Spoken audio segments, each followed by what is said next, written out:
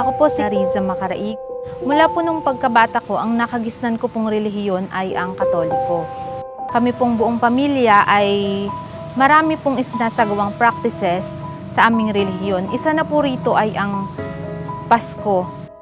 Sa aming mga Katoliko ay kapag nakompleto mo po yung simbang gabi, sa panghuli po at darasal ka, matutupad po ang kahilingan mo. Tutuparin po ng Panginoong Diyos. Kaya po tuwing simbang gabi, pag napapakinggan po namin yung tunog ng kampana, talagang mabilis po agad kaming kumikilos para mag-prepare po papuntang simbahan.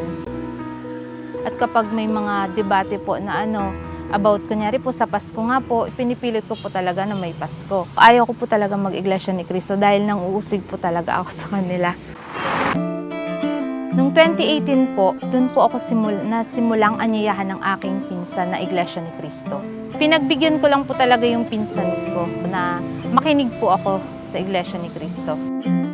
Noong una po, hindi po talaga ako kumbinsido sa mga aral nila. Pero nung makailang buwan po na sinisikreto ko pa nga po sa mga magulang ko na ako po ay nag-start na po ng pagpapadoktrina, napansin ko po na sobrang welcoming po ng mga kapatid.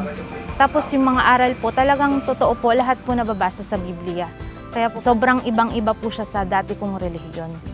Kaya po, nahimok po ako na mag-Iglesia ni Cristo at magpatuloy po sa pag-aaral ng mga salita ng Diyos. Ang Pasko po na pinagdiriwang ng mga Katoliko na pinaniniwalaan po na kapanganakan po ng ating Panginoong Hesukristo ay hindi naman pala po naaayon sa Biblia. Doon ko po nalaman na ito po ang pinakatamang desisyon na ginawa ko sapagkat alam ko po na sa araw po ng paghuhukom, maliligtas po ako.